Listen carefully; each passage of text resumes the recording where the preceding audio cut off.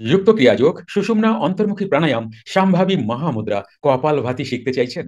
তিনি তখন মোক্ষ পদেরও ইচ্ছা করেন না। তখন তিনি নিশ্চিন্ত। নিশ্চিন্ত কেন? কারণ সারেন্ডার, পূর্ণ মাত্রায় সারেন্ডার। কার উপরে? কে বলতে পারবা? আচ্ছা, বলার দরকার নেই। তোমরা ভাববা যোগীরাজের গুরুর উপরে, বাবাজির উপরে, তাই না? বা আমি যদি হই আমার বাবার উপরে সারেন্ডার।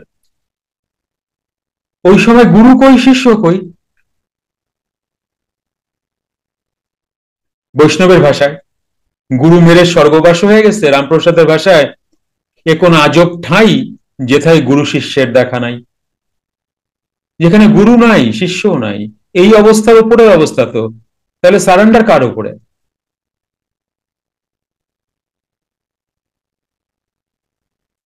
পুরাণ পুরুষ তো পড়া যাও তোমরা, গড়গড়াইয়া কত পৃষ্ঠা পড়ে যাও, আমি 2 পৃষ্ঠা পড়তে 1 ঘন্টা লাগে যায় আমার।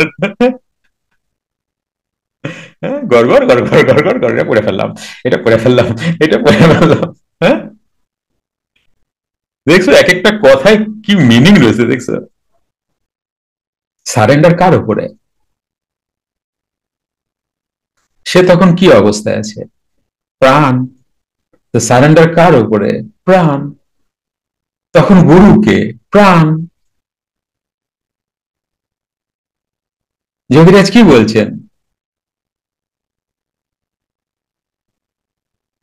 তোমার গুরু হচ্ছে শ্বাস প্রশ্বাস। তাহলে ওই সময় তো শ্বাস প্রশ্বাস নাই, তাহলে শ্বাস প্রশ্বাসের সূক্ষ্ম কে?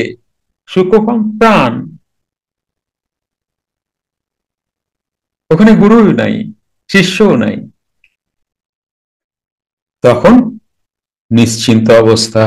কিন্তু যাহার মধ্যে চিন্তা আছে সে কিছু না করিলেও সব কিছু করে। এটা কেমন? যার মধ্যে চিন্তা আছে সে কিছু না করিলেও সবকিছু করে। এবার আমি কিছু করছি না, চুপ করে বসে আছি, তাহলে আমি কি সত্যি চুপ করে বসে আছি? আমি কত কিছু ভাবছি। ভাবছি কি ভাবছি না? তাহলে এখানে বাবা তাই বলছেন, যাহার মধ্যে চিন্তা আছে সে কিছু না করিলেও সবকিছু করে। কেউ কেউ তো কালকে কি সকালে রান্না করবা সেখানেও চলে গেছে, চিন্তা ভাবনা করা হয়ে গেছে।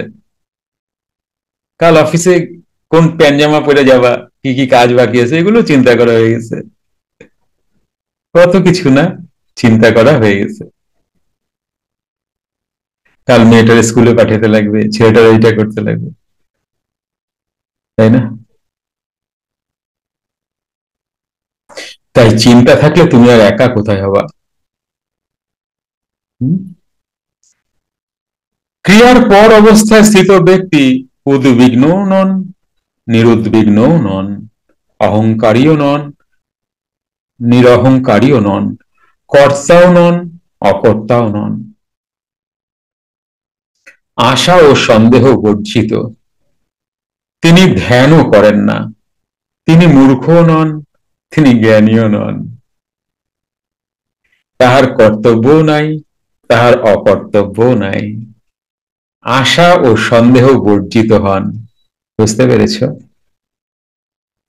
তিনি তখন নির্মল ব্রহ্মস্বরূপ হইয়া যান। ইচ্ছা থাকিলে মোক্ষ হয় না। ক্রিয়া ক্রিয়ার অভ্যাস করাও ইচ্ছা হইতেছে, কিন্তু সেই ব্যক্তি ধন্য যিনি ক্রিয়া করিতে করিতে ক্রিয়ার রহিত হইয়া ক্রিয়ার পর অবস্থা প্রাপ্ত হইয়া নিষ্ক্রিয় হইয়া যান, আর ইচ্ছার সহিত কোনো কর্ম করেন না। ইচ্ছাই অনর্থের মূল, তাই পণ্ডিতেরা ইচ্ছারূপী মূলকে ছেদন করেন, যাহা ক্রিয়া করিলে আপনা আপনি হয়। মূর্খরা শান্তি লাভ করিতে ইচ্ছা করে, তাই তাদের ইচ্ছা বর্তমান থাকায় শান্তি লাভ হয় না। কিন্তু যিনি ক্রিয়ার পর অবস্থায় আছেন তিনি ধীর হওয়ায় এবং ইচ্ছার রহিত হওয়ায় সদা শান্ত মানসে থাকেন এবং পরব্রহ্ম স্বরূপ হন। তখন তিনি আত্মাকেও দেখেন না, কারণ আত্মাকে দেখিলেও অবলম্বন হইল। কি অবস্থা ভাবো, কোনো অবলম্বনই নাই।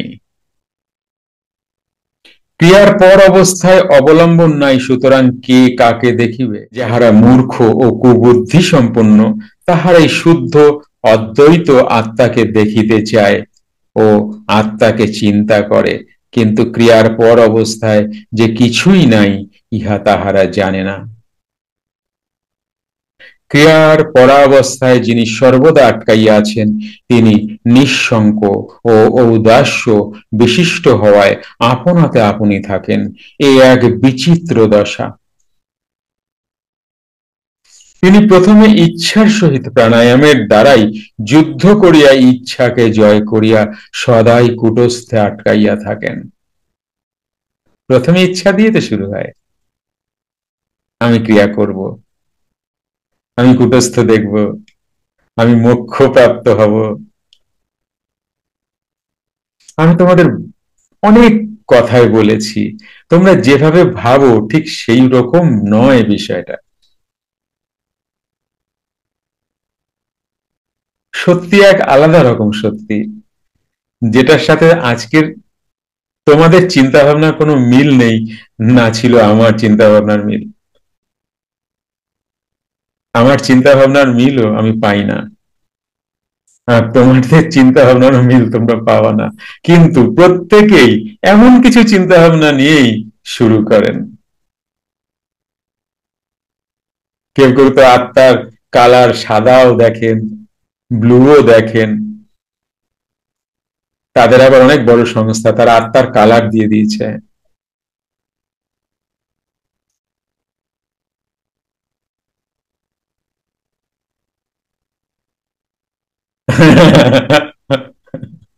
থাক, দরকার নেই সব কথা বলার।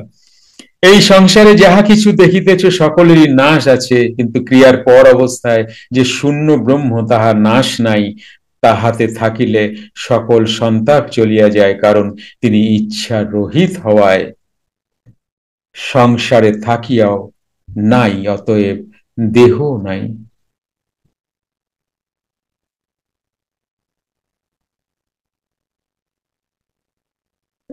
শিলিগুড়িতেই আমি এক জায়গায় গিয়েছিলাম, আমরা দুজন, আমি আর আমার স্যার, তো ওনার থেকে একটা কোনো কাজ বের করার জন্য।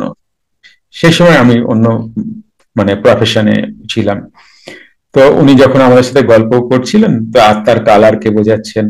তো আমি বললাম, স্যার এ কি বলছে? বলে, কাজটা বের করে নাও, যা বলছে উনি বলতে দাও। ঠিক আছে, আপনি বসেন, আমি দেখছি। চা আনতে গেছে, তখন আলোচনা আছে। তুমি কিন্তু কিছু বললো না? না না না, আমি কিছু বলবো না। উনি জানেন আমি এগুলো জানি। না না, আমি কিছু বলবো না। তাই ওখানে গিয়ে শুনছিলাম, ওরা আত্মার কালারও বলে। যখন বলে না, কি কনফিডেন্ট নিয়ে বলে, ভাই তুমি ভাববা সত্যি, তুমি নিজেও ভাববা হইতেও পারে আত্মার রং সাদা কিংবা ব্লু। তুমি দেখেও ফেলতে পারো, যদি ভিজুয়াল হও না, কাইনোস্টিক মানুষ হও না, মানে ফিলিং এর মানুষ, তুমি তো দেখেই ফেলবা আত্মা ব্লু নয় হোয়াইট, ওই তোমার সামনে ঘোরাঘুরি করতেছে, দেখেই ফেলবা। মন ক্রিয়েট করে দেবে সঙ্গে সঙ্গে। কিন্তু যারা এডি, তারা করতে পারবে না। তারা কোশ্চেন করবে, কি বলে ভাই, অ্যানালাইসিস যারা করে আর কি। এই যে তুমি দেখো না হিপনোসিস, তোমরা দেখো এরকম অ্যাডভার্টাইজমেন্ট দেখো না হিপনোসিস, এগুলো এডিদের পারবে না, ফিলিং এর লোকদের পারবে, যারা যারা কাইনেস্টিক তাদেরকে পারবে, এডিকে পারবে না, অডিটরিকে পারবে না। যাদের এটা প্যাটার্ন আর কি, মানে সাব পার্সোনালিটি, এটাকে বলে সাব পার্সোনালিটি। যাই হোক, চ্যাপ্টার ছাড়ো। তো বিশ্ব সংসার থাকিয়াও নাই, অতএব দেহ নাই। তখন তাহার এই দেহ না থাকা আর থাকা আর না থাকা দুই সমান। যখন তিনি নিজে নাই, তখন তাহার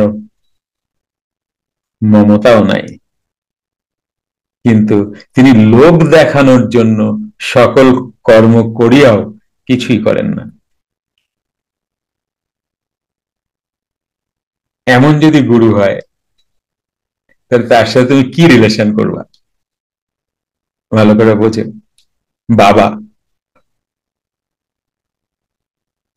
বাবা। কি বুঝতে পারতেছ?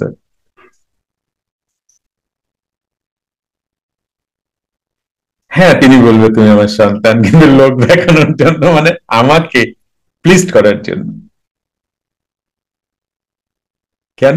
কারণ আমি সাধনা করলে বুঝেই যাব উনি বাবা না, উনি উনি প্রাণ স্বরূপ।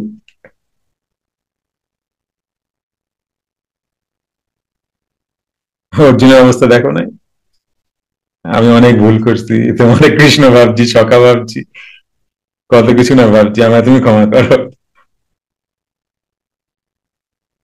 যুক্ত ক্রিয়াযোগ, সুষুম্না অন্তর্মুখী প্রাণায়াম, সম্ভাবী মহামুদ্রা, কপালভাতি শিখতে চাইছেন? প্রতি সপ্তাহে মঙ্গল, বুধ ও বৃহস্পতিবার রাত 8টা থেকে 9টা অবধি জুম অনলাইনে নিজের বাড়ি বসেই শিখতে পারবেন। যোগাযোগ জ্ঞানী গুরু কমিউনিটি, ফোন নাম্বার 9903680146।